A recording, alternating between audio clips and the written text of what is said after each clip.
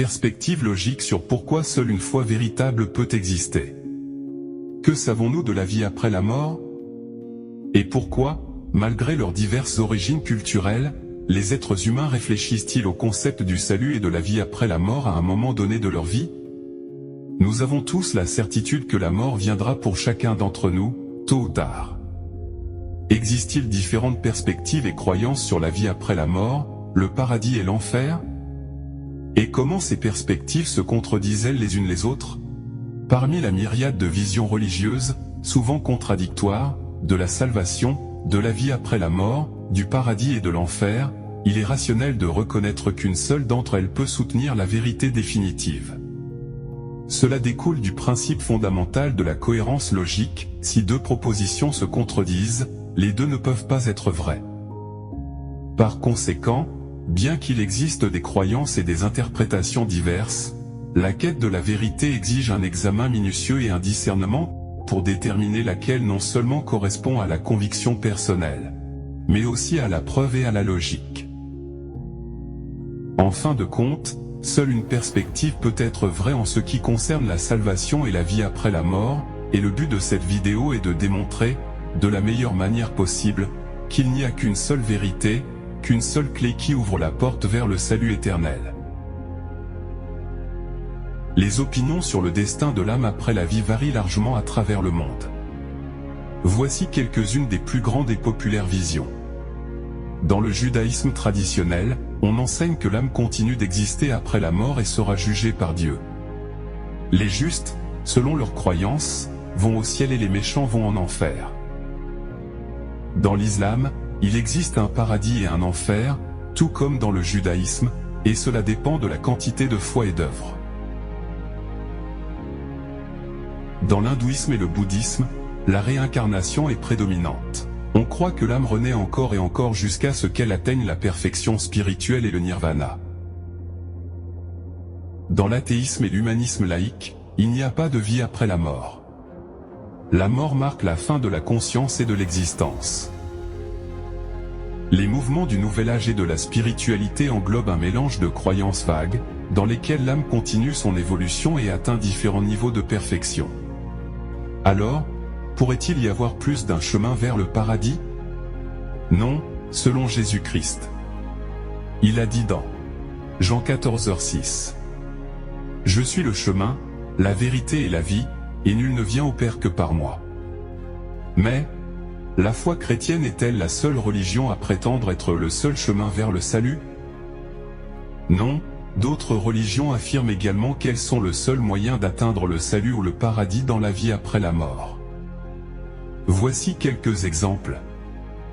Dans l'islam, suivre les enseignements de l'islam et accepter Mohammed comme le dernier prophète est la seule façon d'atteindre le salut pour pouvoir entrer au paradis.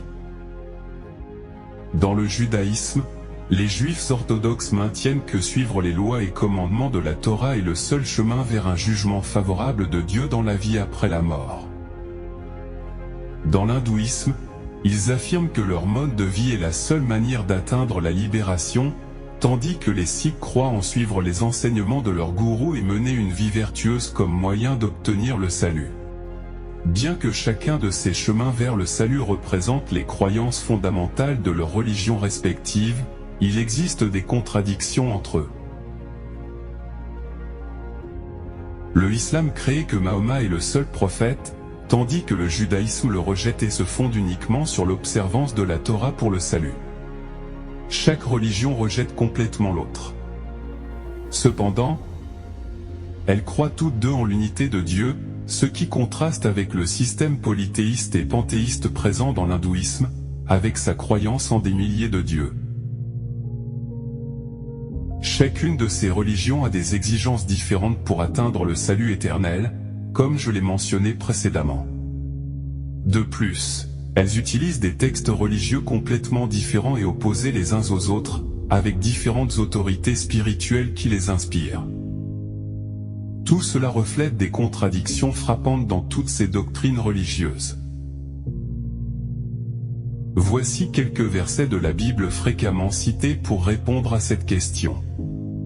En Jean 14:6, Jésus répondit, « Je suis le chemin, la vérité et la vie. Nul ne vient au Père que par moi.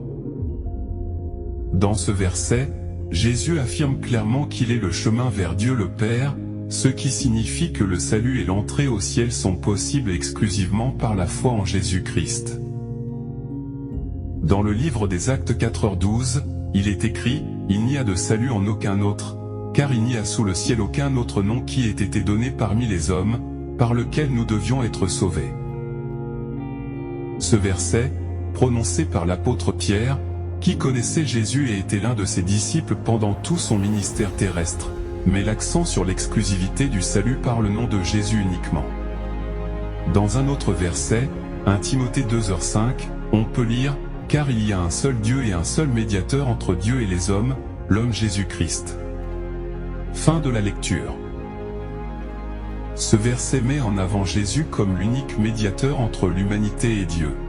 Ces versets sont souvent utilisés pour soutenir la croyance chrétienne selon laquelle la foi en Jésus-Christ est la seule voie pour atteindre la vie éternelle et accéder au ciel. Alors, si d'autres religions et croyances prétendent également être la seule voie vers l'éternité et le salut, pourquoi cela est-il différent? Qu'est-ce qui distingue le christianisme? L'une des différences les plus marquantes entre le christianisme et toutes les autres religions du monde réside dans la croyance unique en la divinité de Jésus-Christ et son rôle en tant que sauveur, car il a affirmé être à la fois le Fils de Dieu et Dieu incarné. Cette croyance est un élément central et distinctif de la foi chrétienne, et elle seule la différencie des autres religions. Dans d'autres religions, les prophètes sont considérés comme des messagers humains de Dieu ou d'autres entités spirituelles, et non comme des êtres divins en eux-mêmes. Quelques autres points clés qui soulignent les différences entre le christianisme et les autres religions. Dans le christianisme, une croyance centrale est la résurrection de Jésus-Christ. Jésus a été crucifié, puis est ressuscité le troisième jour, vainquant la mort et offrant le salut à tous ceux qui croient en lui. C'est un pilier de la foi chrétienne, célébré lors de la Pâque. La croyance en la Trinité, le christianisme soutient la doctrine de la Sainte Trinité, qui affirme que Dieu existe sous trois personnes distinctes, dans une même essence, le Père, le Fils, Jésus-Christ, et le Saint-Esprit. La divinité de Jésus-Christ est un élément fondamental de la Trinité, ce qui fait de lui non seulement un prophète ou une figure vénérée, mais Dieu incarné, manifesté sous forme humaine. L'obtention du salut par la foi en Jésus-Christ, qui est le seul chemin vers Dieu le Père, le salut et la vie éternelle. Le salut est atteint par le repentir des péchés et des offenses envers Dieu, ainsi que par la confiance et la foi en le sacrifice expiatoire de Jésus sur la croix. Jésus est l'agneau de Dieu saint, qui ôte les péchés du monde, comme mentionné en Jean 1h29, le lendemain, il vit Jésus venir vers lui et dit, « Voici l'agneau de Dieu, qui ôte le péché du monde. » Fin du verset. La résurrection de Jésus, le christianisme enseigne la résurrection de Jésus-Christ après sa crucifixion. Cela est considéré comme la victoire sur le péché et la malédiction de la mort, et constitue la base de l'espérance chrétienne en la vie éternelle. Jésus est réel et bien vivant. Il est aux côtés de Dieu le Père et du Saint-Esprit au ciel. Dans Acte 2, 32-33, il est dit, Dieu a ressuscité Jésus, dont nous sommes tous témoins.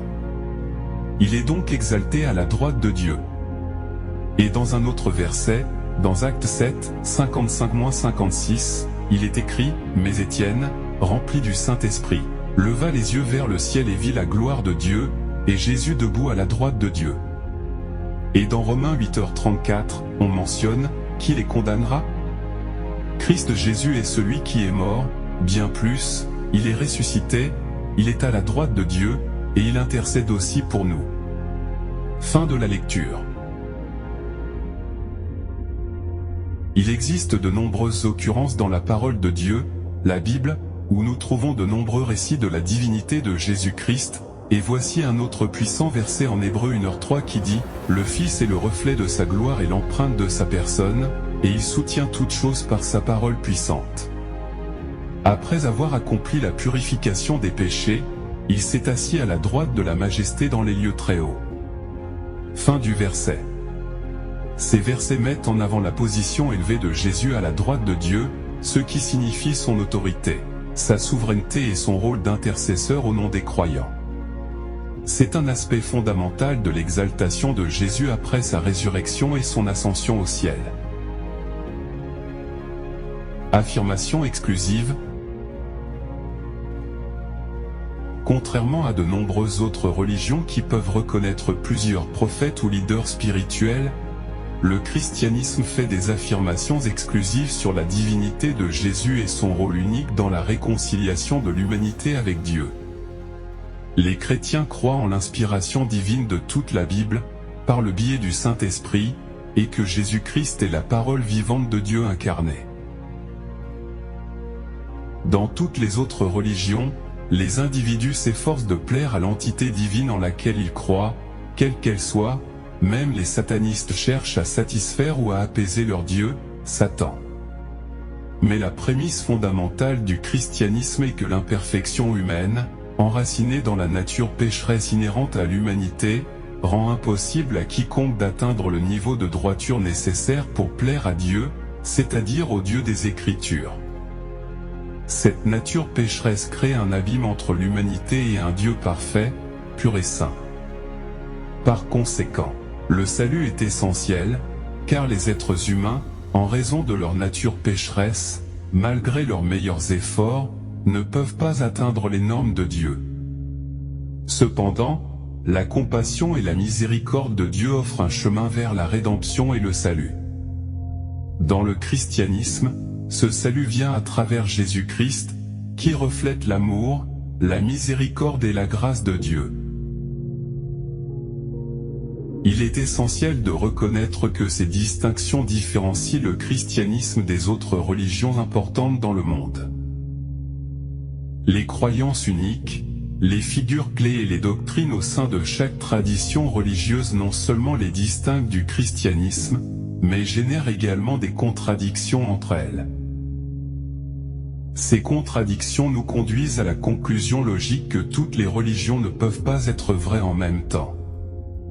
Par conséquent, cela soulève la question de la validité de toutes les religions, suggérant que soit elles manquent toutes de vérité, soit seule une seule foi véritable peut exister. En conclusion, la nature sainte, pure et parfaite de Dieu, en contraste avec la nature imparfaite et pécheresse de l'humanité, exige le salut de Dieu, offrant son amour, compassion, miséricorde et grâce pour combler le fossé entre les êtres humains imparfaits et pécheurs, et un Dieu saint. Croire au salut par le sacrifice de Jésus-Christ est en effet l'option la plus logique parmi toutes les croyances, car Dieu lui-même offre le chemin vers le salut éternel et l'accès au ciel. S'il vous plaît, donnez-nous un j'aime et abonnez-vous à cette nouvelle chaîne. Notre contenu est créé en suivant la guidance du Saint-Esprit. Notre mission est d'éveiller les cœurs et les esprits de nombreux, en apportant l'évangile de Jésus-Christ pour le salut dans un monde troublé. Que Dieu vous bénisse.